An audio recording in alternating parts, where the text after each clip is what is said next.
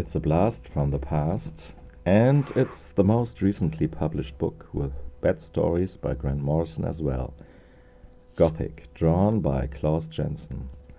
It collects a 5-issue story arc from Batman Legions of the Dark Knight, number 6 through 10 from 1990.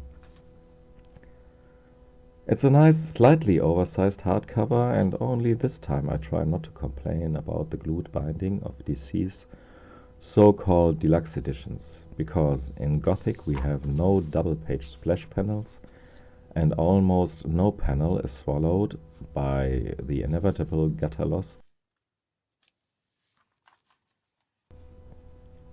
As to the story, one more time, there is a serial killer in Gotham, one who preys on the tops of Gotham's gangster hierarchy, always sending a little poem before as a foreboding of the upcoming killing.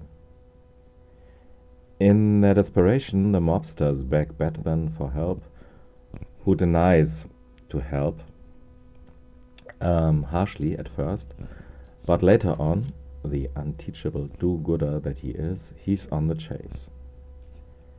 Very quickly we come to learn that there are strange links to Bruce Wayne's past. We find out some details about Bruce's unhappy days in school, and especially his former headmaster.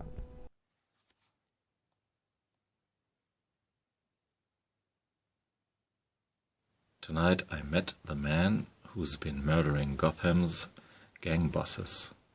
It was my old school headmaster, Mr. Winchester. What an interesting education you must have had.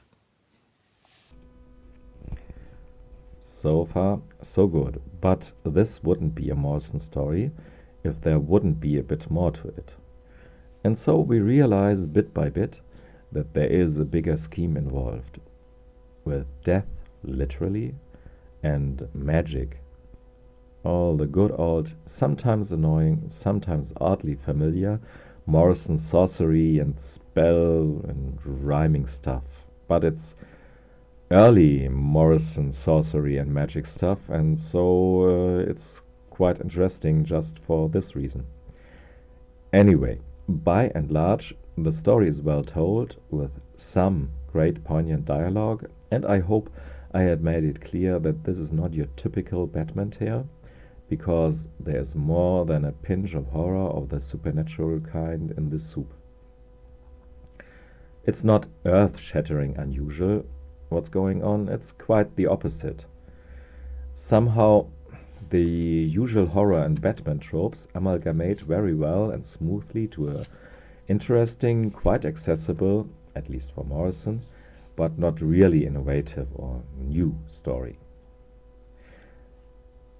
Especially in one part, when the main villain reveals his evil plans, it's a bit like the 100,000th time, like the 100,000th time you watch such a sequence.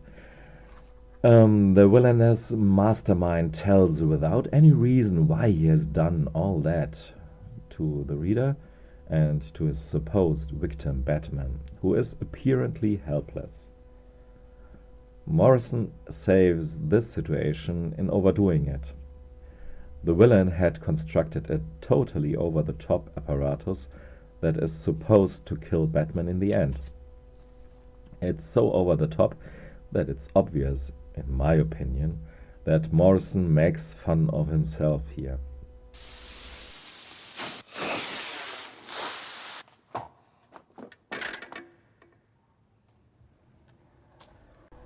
And I'm pretty sure that the art movie The Way Things Go from 1987 by the two Swiss artists Fischli and Weiss was the inspiration here.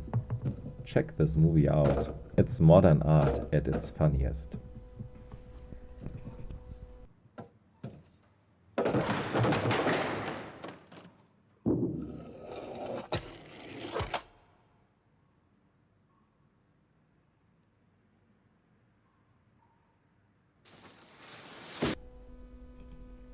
Pencils and inks are by Klaus Jensen, and what should I tell you? I like his art very much.